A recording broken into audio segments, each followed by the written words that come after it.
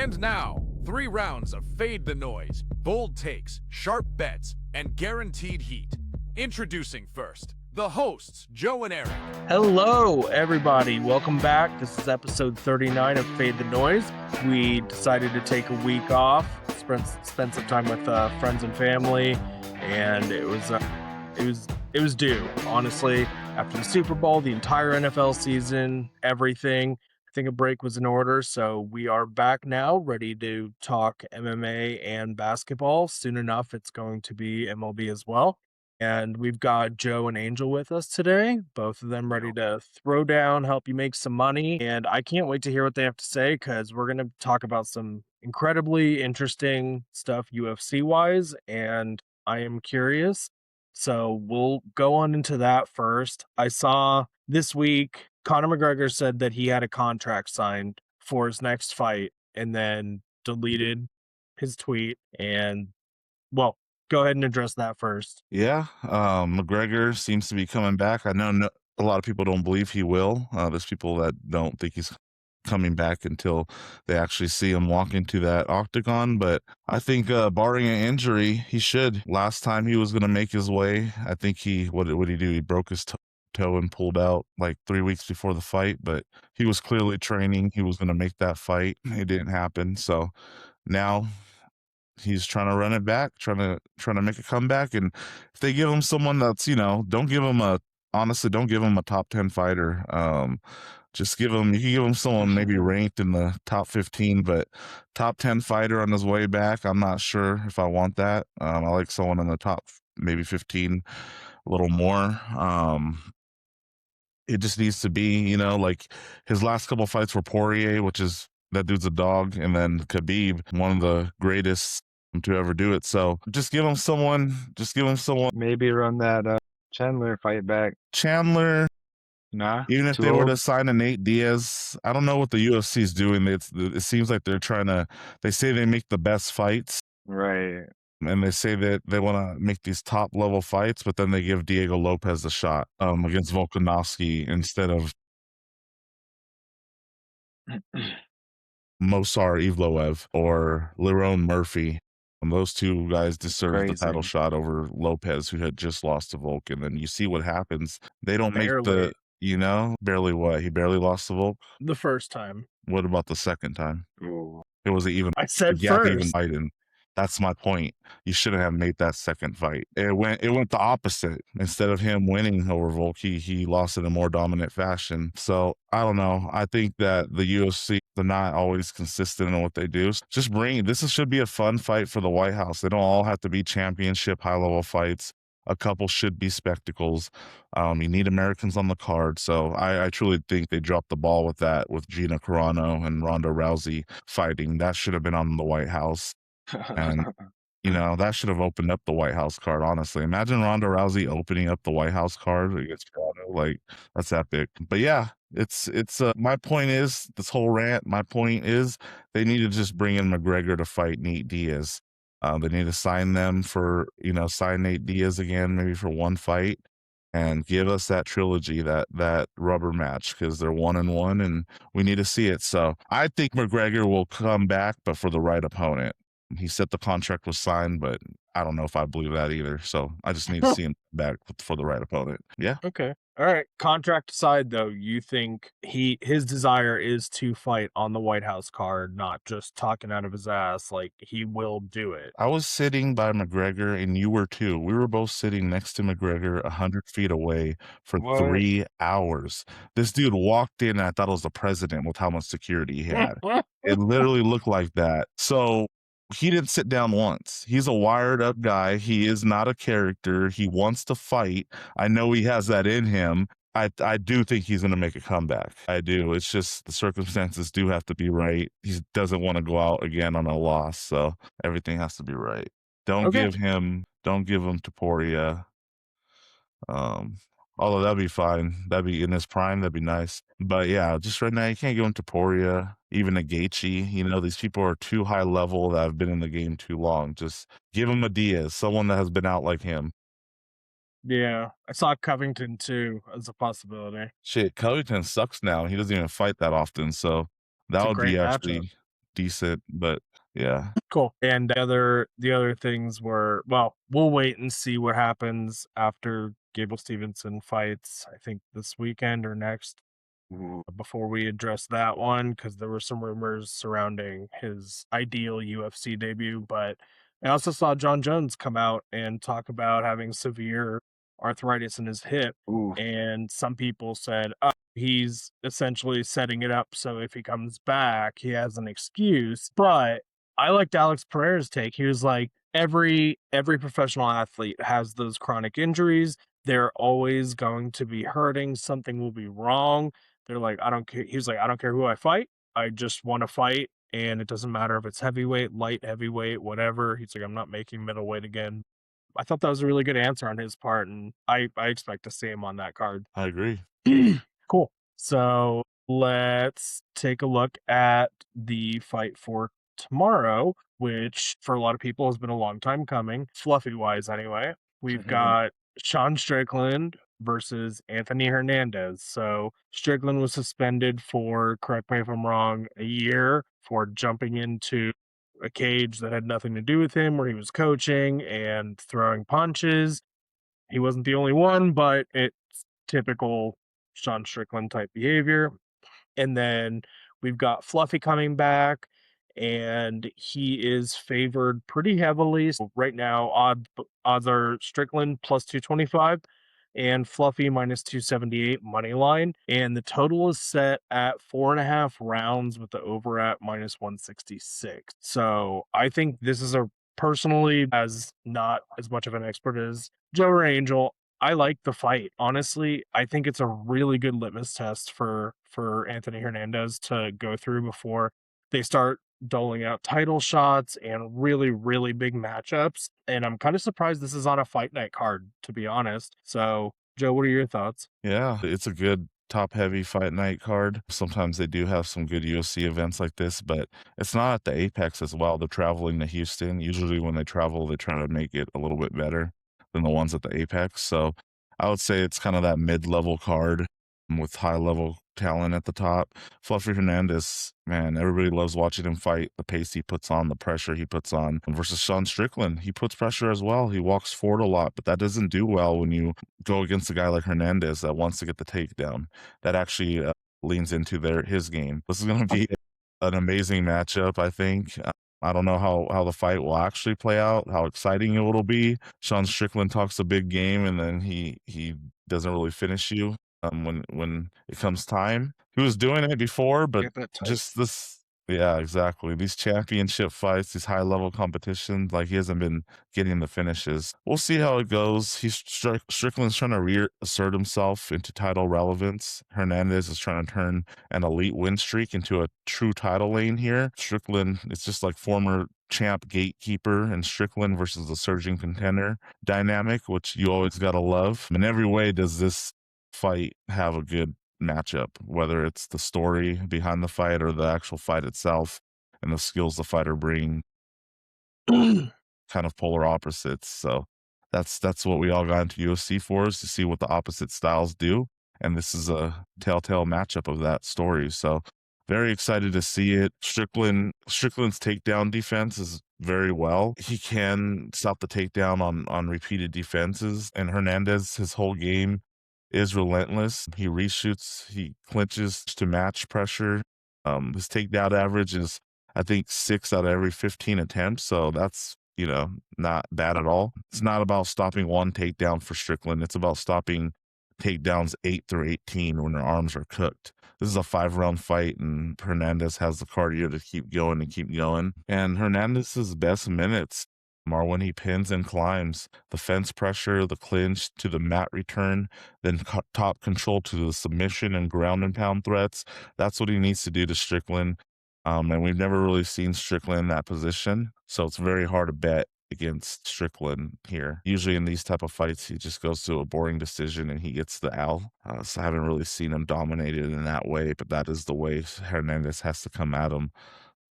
Honestly, if Hernandez wins, that means his pressure has worked. The fence time has stacked up, and the takedowns have accrued over rounds. His top control and his additional damage, equals a decision, most commonly in this script. It could be a late submission if Hernandez does get the finish. I don't see it being early. It'll be if Strickland is forced into bad scrambles. But on the other hand, if the underdog in Strickland wins, it's because he stuffs enough early shots. He keeps center. He lands steady volume while forcing Hernandez to eat entries. And Hernandez's forward-only game becomes predictable in that moment. When that happens, Strickland banks rounds via activity and clean looks. It'll look kind of like when he fought Israel Adesanya. So those are the two scripts for this fight, and I do have a best bet for this fight that I love. Stay tuned to the end for that. Can't wait. It's going to be an epic lock it in segment. And over to Angel.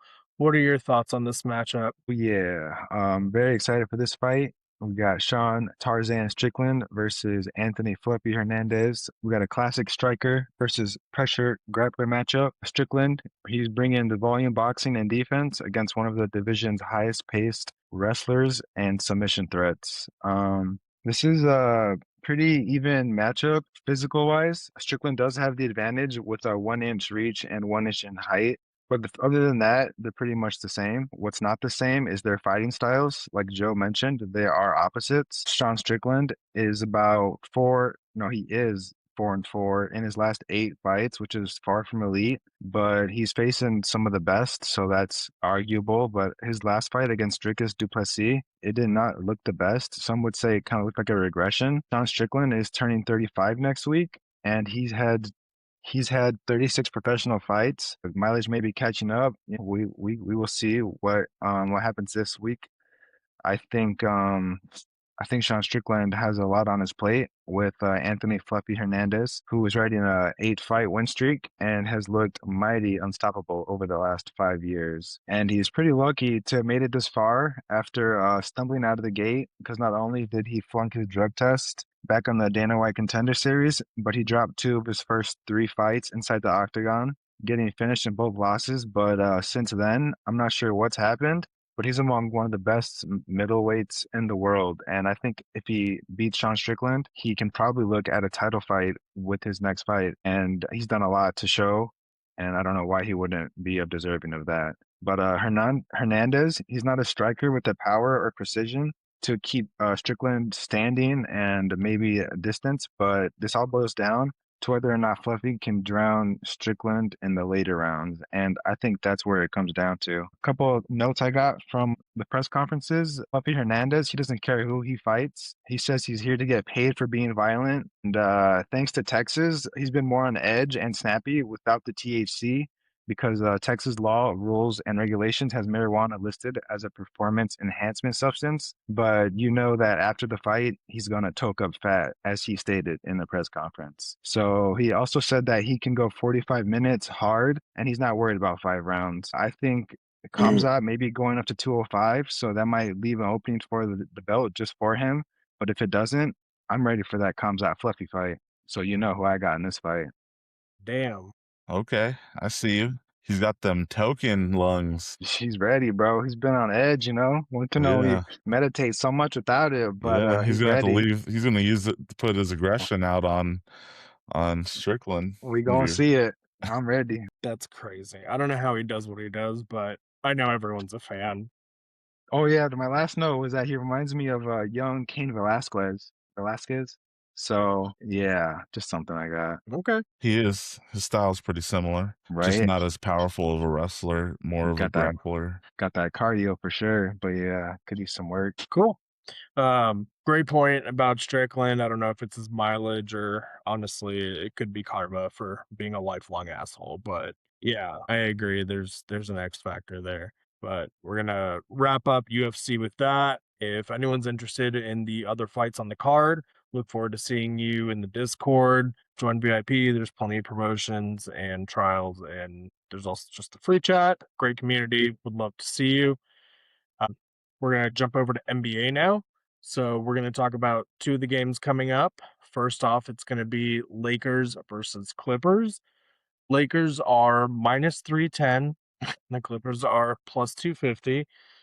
And the total is set at 226.5. And I just realized after Chris Paul's retirement, I don't think I looked up if they're still the oldest, like, averaged age team in the NBA, but they're close either way. So, Angel, you want to kick us off with that one? Yes, as you mentioned, the Clippers do appear to be one of the oldest teams in the NBA, but thanks to some of their recent trades, like the one where they traded James Harden, who's 36 years old, to the Cleveland Cavaliers for a young, could be all-star Darius Garland. Pretty great for their roster. Either way, they were going to have to part ways with Harden at one point, so why not take on the 2 years left on Garland's contract? And yes, he may be injury prone, but when he can play, he can play. We got the Lakers coming in at 33-21, going against the Clippers 27-28. The Clippers played last night. They beat the Denver Nuggets 115-114.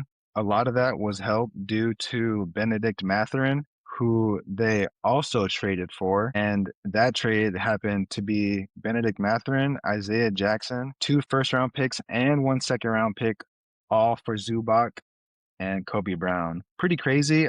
I think the Clippers definitely won this trade. Only time can tell. Pacers definitely wanted to build their interior defense, so that's why they got Zubac. I think that yeah, with options on your bench like Benedict Mathurin, people are counting out the Clippers, but I'm not. One thing that the Lakers have is 8 days of rest, and coming out of the All-Star break, they're finally looking to be at full health. So I'd say the pause is over, and we're in for a very busy stretch. Less than 2 months, packed with games. The Lakers got 28 games with 52 days after the break. So I think the time is now for all teams to win out, or not win out, but do as much winning as they can. And yeah, Lakers don't want to get down to that play-in tournament. So they're going to be faced with their familiar opponent, the Los Angeles Clippers. Kawhi Leonard, he has no injury designations, but he is on the second night of back-to-back. So we'll see if he plays. I think he does. But Darius Garland is out, still resting from that sprained toe injury. But yeah, I think this is going to be a good one. And I'm ready to see Austin Reeves probably put up a lot of shots. Interesting. That just reminded me, Kawhi kind of went off in the All-Star game too. Yeah, he did. It's a interesting format. I saw a bunch of stuff about it, but for now, we'll head over to Joe and see what you've got for Lakers Clippers Battle of LA, kind of. Yeah, not really a battle. The Clippers are the redheaded stepchild that would move out of our arena. And I say our because Exactly. you see the shirt. But yeah, so this is real playoff seeding weight right here with this game. Lakers are sitting in the West mix at 33-21, with the Clippers hovering around the play-in zone at about 500. Lakers want pace shot making. Clippers want half court defense plus Kawhi control. Lakers offense is built around elite creators, Doncic, LeBron, but who knows how that's going to go. That hasn't been gelling very well, but they have been productive enough to be favored by multiple possessions in this matchup. Clippers profile leans defense first. They're top 10-ish in points allowed. 112.4 is what it's saying here. The Clippers keep it close. It's usually because they make the Lakers work in the half court and don't get blitzed by runs. So keep an eye out for that if it is close. Clippers are powered by Kawhi's scoring always, 27.8 points per game. The first 6 minutes are the Clippers going to get clean corner threes or early paint touches. If they do, that's a good sign for them. But if not, it might be an immediate Lakers run. Do the Lakers keep the ball moving and keep the pace stable? We'll see. Rivalry games, they could turn into bonus ball by mid-second quarter, which is huge for this spread, which is plus 6.5. That's big for spreads of around 6 or 7. So Lakers, if they do cover, it comes when their offense scores pretty high, at least clearing 112. That's usually when the spread comes into play. But the Clippers plus 6.5 will stay alive if the game lives in the half court, and if the Lakers don't create separation with their pace and transition. 220 the total, in my opinion, which I think is around 225. That's a make or miss pace number, in my opinion. If whistles and early clock shots show up, I think the over will get some oxygen. But if it's grindy and physical early on, the under live might become a conversation. So I say that's the best angle for this matchup. Just keep an eye on that total and see where the game's going by the second quarter and make your decision then. That's great advice. Those totals, especially in the NBA, I feel like are really hard because you just never know when they're gonna have like an off night, whatever the case might be. A lot of times, waiting a quarter or two to see who's playing, what happens. I mean, you can have a game with almost pick 'em odds that turns into a blowout by 40 points. You never know. Yeah, totals bets are best playable live in my opinion. Agreed. Agreed. Keep an eye on player props throughout that. And if you're looking for a little extra help, see you in Discord. Speaking of blowouts or potential blowouts, our next game is going to be the Mavericks and the Timberwolves. Um, Timberwolves are minus 700 against the Mavericks. So I think that's probably what you're going to want to be looking at player prop wise as far as bets go, because sides is a little rough. The total in this one, actually, blowouts can get really weird total wise. Total's at about 240 right now. So you know how it goes. If you're blowing a team out, a lot of times they'll sit their starters and then all of a sudden the scoring drops to a halt, or the NBA version of a halt. A lot can happen, a lot of opportunity, and we will just maintain the same back and forth. So, Angel, what are your thoughts on this game? Yes, we got the Minnesota Timberwolves versus the Dallas Mavericks. Looking pretty lopsided. The Wolves are 34 and 22. The Mavs are 19 and 31. It's not gone good for the Mavericks ever since they dealt Luka away, I think, and I think it's probably going to go that way for a while. Minnesota is a heavy home favorite tonight, and it's because they're facing an undermanned Dallas team who are also on a 9-game losing streak. So most people expect the Wolves to control this one, but the Wolves are projected, well, not projected, but the spread is minus 13.5. So I'm not too sure if you're feeling a blowout, but if the Wolves don't treat this as more than a game, because they might look at it as a practice, like we're gonna blow these guys out, play for 3 quarters, even take it off. So we'll see what happens. But Anthony Edwards, the superstar for the Minnesota Timberwolves, I think he's not gonna let that happen. After coming off his All-Star MVP performance, he shows that he can score. Everyone knows he can score. Mavs, they're missing Cooper Flag, Kyrie Irving out for the season. Anthony Davis is likely getting traded, so he's been ruled out. It's just not going too good for them. But like I said earlier, the All-Star break is officially in the rearview mirror. So it's game on, 26 remain, and the Wolves are sitting in the Western Conference's 6th seed. They're getting pretty close to having to be in that play-in danger zone, and they're going to want to secure meaningful wins and climb out of that. So I'd say they're going to want to win this game and a few more games. The Wolves have been world beaters and sleepwalkers. They've been a team with championship upside, but they can never finish the job when they get there. I think they have a bigger opponent, and that's themselves. They've been playing with each other for a while. Anthony Edwards, Julius Randle, and Rudy Gobert is like the trifecta.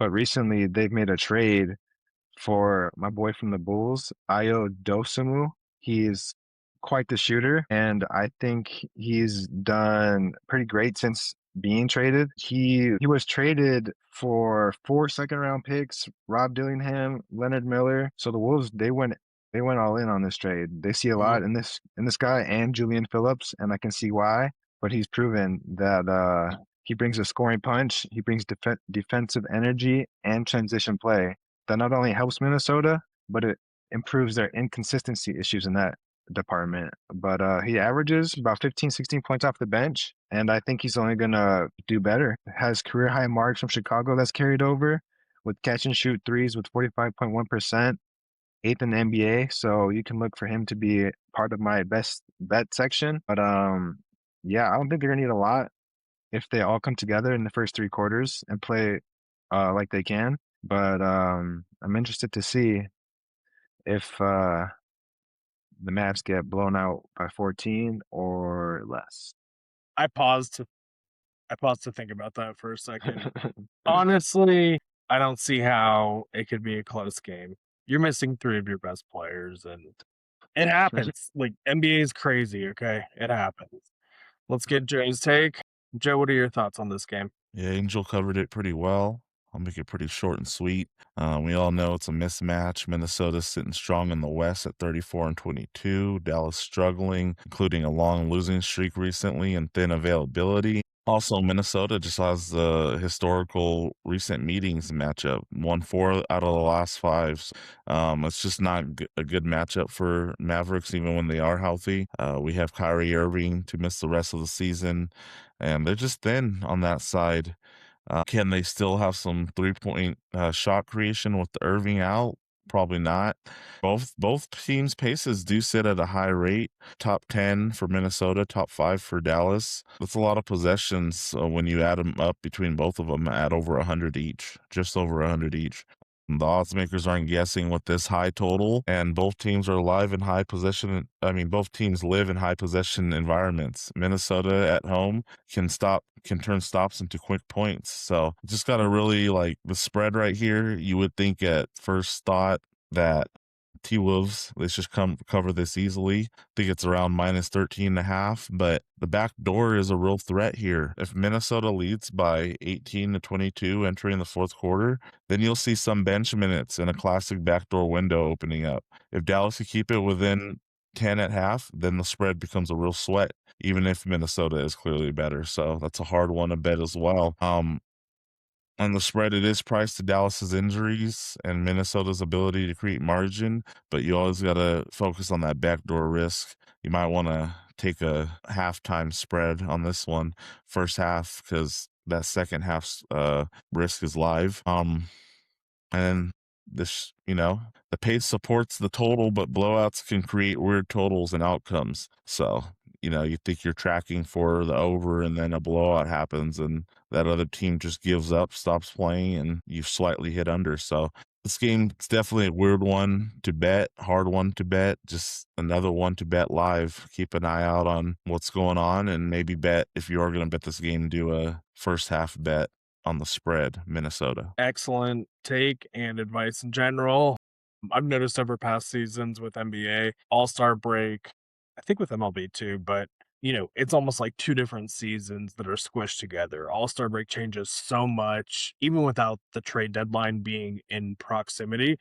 But in general, like, some players will go off before the All-Star break, and then all of a sudden they drop off. Like, pay attention to trends. It takes a week or 2 of seeing how everyone, players and teams, are going to perform post All-Star break before being sure, yeah, this guy's going to do this without question. So, yeah, we're in for a couple of interesting weeks of basketball coming up, and we're almost into March, almost March Madness time, and then we got baseball. So there's a lot to look forward to, everybody, and I look forward to the community growing week after week after week. That's Yes, it sir. for the games that we're going to cover in depth. We're going to head into the lock it in segment, get some valuable picks and advice from these guys. And once again, just, the picks have a really good percentage of hitting, actually. And if it's a sport you're not familiar with or your books are limited, try doing teasers, safer parlays. Like, you don't have to bet every single thing that gets announced, but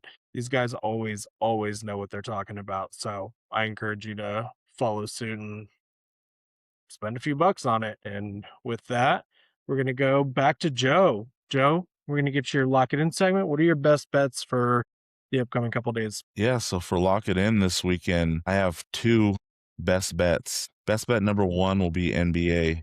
Let's go back to that Timberwolves Mavericks game. Give me the Timberwolves team total over 126.5. I like this spot right now. Dallas is extremely thin in the paint with Kyrie out, Lively out, Gafford questionable. The interior defense and rebounding drop off is just intense right now. So Minnesota playing at the top 10 pace as well, and Dallas is top 5. That just equals extra possessions, which amplify the scoring ceiling for Minnesota. If blowout scripts, then the team totals often cash before the game total because the favorite does most of the scoring. So Minnesota should generate high efficiency looks at the rim plus second chance points all damn night. So give me that team total. That's bet number 2. Let's go over to UFC. Sean Strickland versus Anthony Hernandez. I like that to go over 4.5 rounds. This is not gonna, I don't think, be a fight where anyone gets the finish. Both guys extremely durable, extremely skilled, and good at what they do. They like to control their own pace as well. If anything were to happen and someone were to get a finish, I think it would be Fluffy in the 4th or 5th rounds, but I don't think that'll happen. So give me that 4.5 rounds. Yeah, elite cardio, durability. Like I said, can't go wrong there with the over. Yes, sir. All about it. And do you have any advice on a side or anything like for a person to win by decision, or is that a VIP thing, or just curious, honestly? I mean, personally. we'll probably have a side. We bet every single fight in VIP. I do extra research after the podcast every Friday, and that's when I make my final UFC picks. So before that, if I were just to have to say on the top of my head, no. I love you, man. That's so funny. Okay, totally fair. I would do the same thing. Don't give out advice you're not sure about. Gonna head over to Angel. What do you got for lock it in? Locking it in. Lakers versus Clippers. Mhm. I'm going to be betting on the leading scorer for the NBA. His name is Luka Doncic, and I think he's going to hit his line pretty easy in this game. They got prime time, 9 o'clock, which is 7 in Cali. His line is 29.5 points. He averages around 32 to 33. So he's going to be pretty important in this game. And him and Austin Reeves have both put in a full practice. So I think that means he has the green light. And I like the Lakers to win in that game as well. But we won't talk about that. My next bet is going to be the Cleveland Cavaliers versus the Hornets. The Cavs are yet to lose a game with James Harden, and they lead the regular season series 2-1 against the Hornets. Both teams played well last night, but I think I'm going to give the edge to the Cavs in this game because that Donovan Mitchell and James Harden duo is looking like quite the tandem. So I'm taking the Cavs to win by 5 with the minus 110.